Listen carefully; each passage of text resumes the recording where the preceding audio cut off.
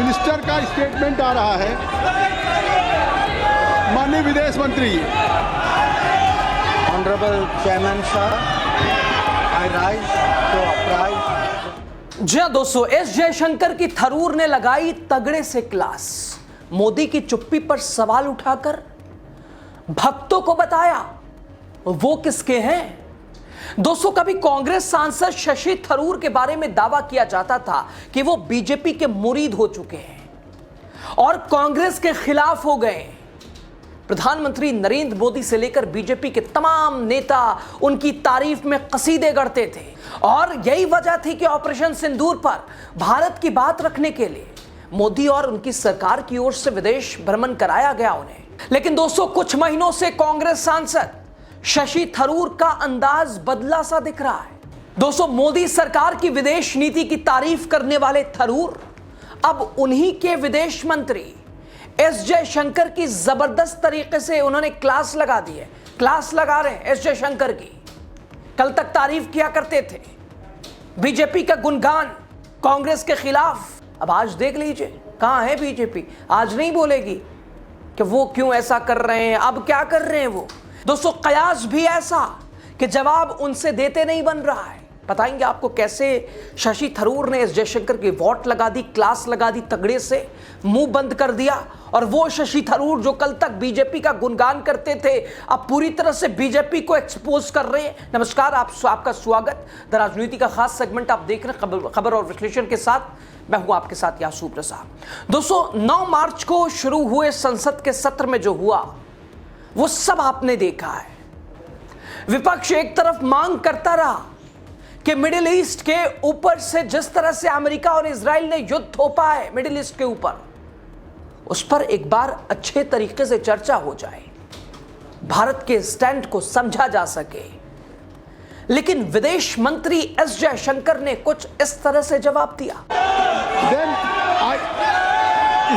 Minister का statement आ रहा है। माननीय विदेश मंत्री। Honourable chairman sir, I rise to apprise this august house of recent developments in West Asia that are a cause of deep concern to all of us. As honorable members are aware, this round of conflict started on 28th February 2026. It has witnessed not only fighting between Israel and the United States on one side and Iran on the other, but also attacks on a number of Gulf states.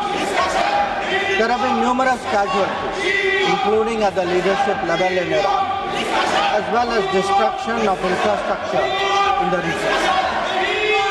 At the very outset, government had issued a statement on 28th February expressing its deep concern and urging all sides to exercise restraint, avoid escalation, and prioritize the safety of civilians. We believe, and we continue to believe, that dialogue and diplomacy should be pursued to de-escalate tensions and address underlying issues. It is also imperative that the sovereignty and territorial integrity of all states in the region be respected.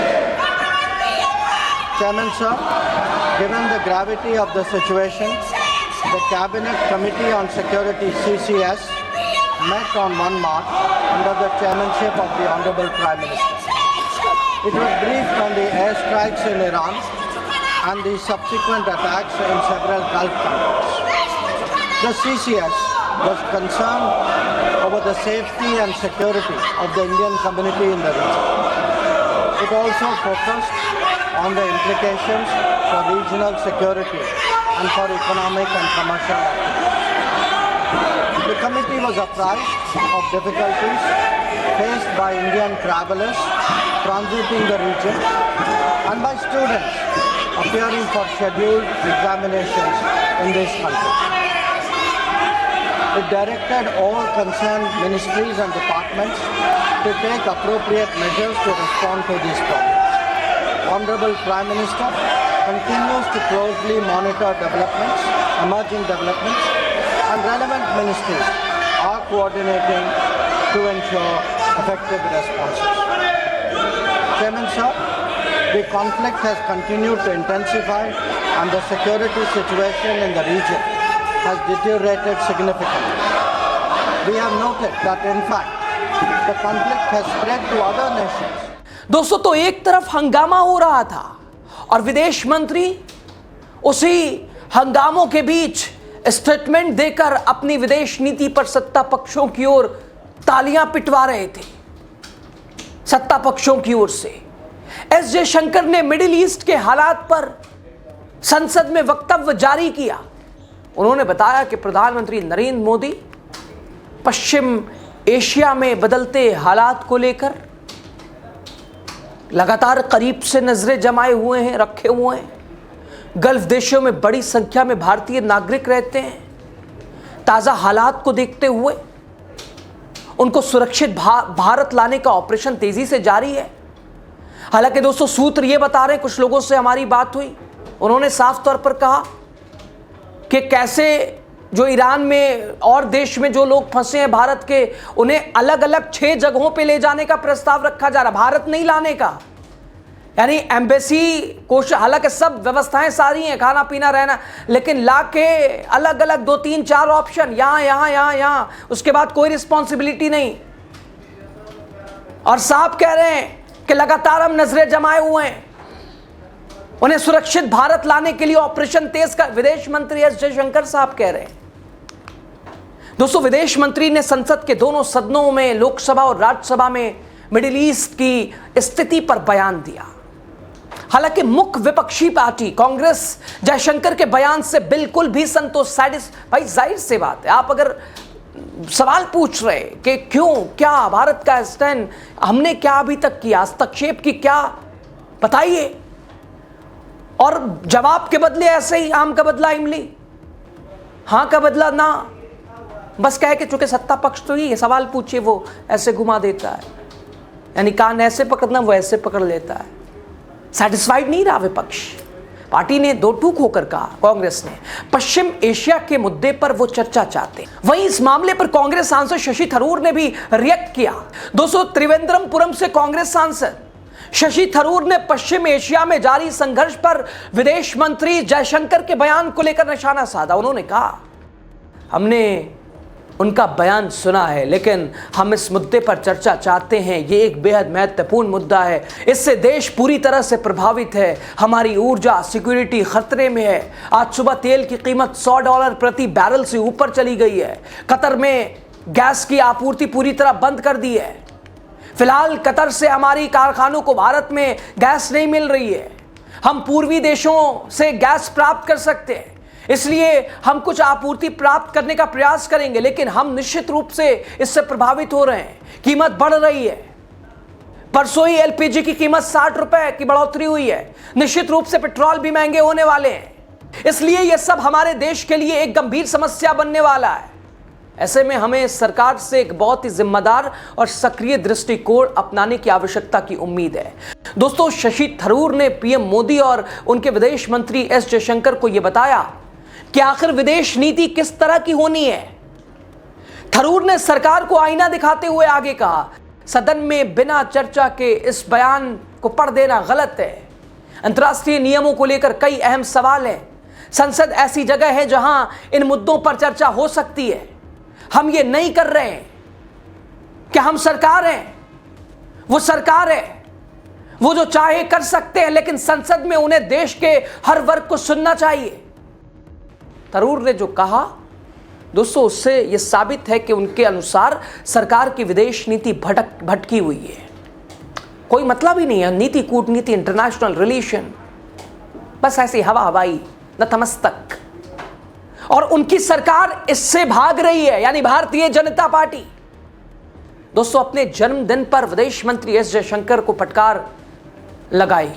Congress के वरिष्ठ नेता और त्रिवेंद्रमपुरम से सांसद शशि थरूर सोमवार को 70 साल के हो गए। दोस्तों, एक लेखक और वक्ता शशि थरूर ने संयुक्त राष्ट्र में राजनयिक के रूप में करीब 3 दशकों तक अपनी सेवा दी है। दोस्तों, शशि थरूर का प्रभावशाली व्यक्तित्व और बहुभाषी ज्ञान उन्हें राजनीति की सीमाओं से परे लोगों के बीच प्रिय बनाता है। दोस्तों, शशि थरूर 2009 से त्रिवेंद्रमपुरम निर्वाचन क्षेत्र का प्रतिनिधित्व कर रहे हैं। लेकिन फिलहाल जो शशि थरूर, कल तक ये बीजेपी वाले जो हवा बना रहे थे कि थरूर क्या कह रहे हैं, कांग्रेस के हैं, ये क्यों विरोध कर रहे हैं अपनी लोगों का, क्यों भारत सरकार का समर्थन कर रहे हैं? चलिए, जब कर रहे थे तब कर रहे थे, लेकिन अब जब विरोध कर रहे हैं तो आप क्या बोलिएगा, क्यों कर रहे हैं? जवाब मांग रहे हैं तो कौन देगा जवाब? विदेश नीति हवा हवाई। विदेश मंत्री साहब कहते हैं, एस जयशंकर साहब, कि हम उन्हें ला रहे हैं जो मिडिल ईस्ट में भारत के लोग हैं। अब कैसे ला रहे हैं? आज जब शशि थरूर सवाल पूछ रहे हैं तो सवाल का जवाब हवा हवाई। विदेश नीति, ईरान इजराइल जंग, ईरान भारत रिश्ता, भारत का स्टैंड, मिडिल ईस्ट तनाव, आने वाली परिस्थितियां, विदेश मंत्री का जवाब। दोस्तों, कई लोगों से मेरी बात हुई जो कि ईरान में है, वो क्या कह रहे हैं कि किस तरह से एम्बेसी ला के अलग अलग 6 देशों में पहुंचाने की एक, भाई यहाँ उसके बाद कोई हालांकि खाना पीना रहना सहना तब तक, लेकिन उस देश पहुंचाने के बाद भारत, उसका भारत का नाम नहीं है उसमें, हालांकि भारत ही लाने की कोशिश कर रहा है, लेकिन भारत में नहीं।